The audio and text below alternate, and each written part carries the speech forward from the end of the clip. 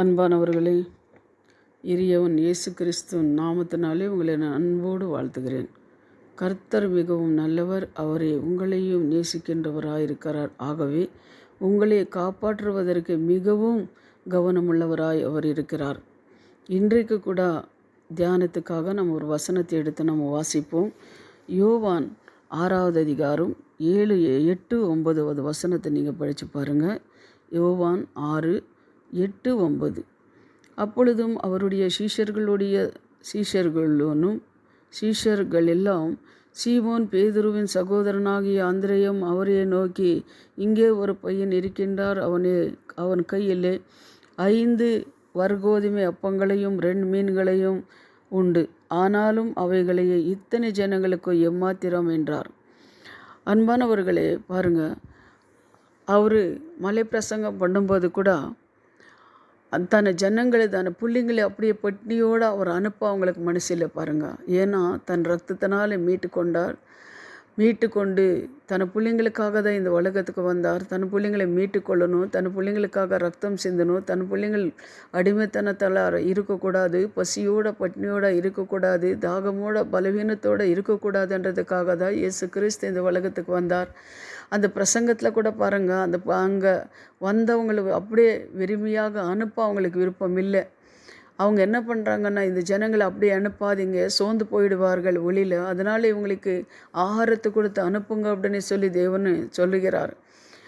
அதுபோல் அந்த 5 அப்பங்களும் 2 மீன்களை எடுத்து ஆசீர்வதித்து அது என்ன பண்ணுறாரு, பிட்டு ஜனங்களுக்கு கொடுத்து திருப்தியாக்கி அவர் அனுப்புகிறார். அதே போல தான் அன்பானவர்களே, உங்களுக்கு கூட தேவன் என்ன பண்ணுறாரு, உங்களை அப்படியே அவங்க விரும்பியாக இருக்க அவங்க விரும்ப மாட்டார். அவர் உங்களும் பட்னியோட, கடனோட, வேதனோட, வியாதியோட இப்படியெல்லாம் இருக்க அவங்க விரும்ப மாட்டார். அவர் உங்களை ஆசீர்வதித்து உங்கள் பெருக பண்ணுவேன்னு சொல்லியிருக்கிற அந்த வசனத்துப்படி உங்களை ஆசீர்வதிக்கிற தேவனாக இருக்கிறார். உங்களை ஆசீர்வதித்து உங்களை பெருக பண்ணுகிற தேவனாக இருக்கிறார்.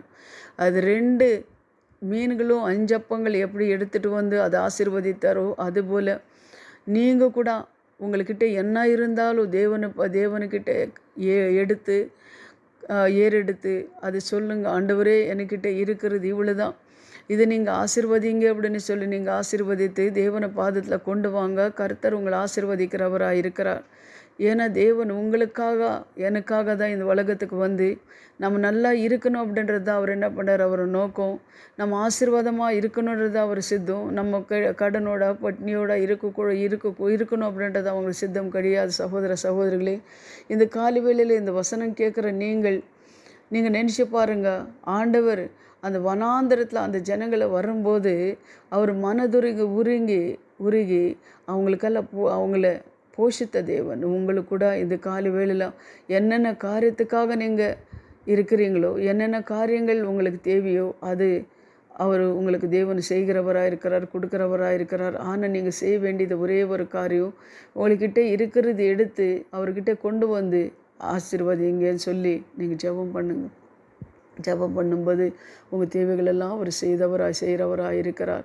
அந்த வசனங்களுக்கு கீழ்ப்படிந்து நடக்க. யாருக்காக தேவன் இந்த உலகத்துக்கு வந்தார், யாருக்காக இந்த கஷ்டங்கள், அவமானங்கள், நிந்தைகளை பட்டார், அந்த ஜனங்களை ஒரு விரும்பி அனுப்பக்கூட அவருக்கு விருப்பம் இல்லையே. ஆனாலும் நான் இத்தனை வருஷமாக ஜெபித்து கொண்டு இவ்வளோ கஷ்டத்தோடு இருக்கிறேனே, என்ன தேவன் இப்படி என் ஜெபத்தை கேட்காம இருக்கிறார் அப்படின்னு சொல்லி நீங்கள் நினைக்கலாம். ஆனால் நீங்கள் என்ன பண்ணுங்க, உங்களுக்கு இருக்கிற அதை எடுத்துகிட்டு வந்து தேவன பாதத்தில் ஆசீர்வதிங்கன்னு சொல்லி நீங்கள் ஆண்டவர் பாதத்தில் கொண்டு வரும்போது அவங்களுக்கு ஆசீர்வதிக்கிற தேவனாக இருக்கிறார் என்று நான் விசுவாசிக்கிறேன்.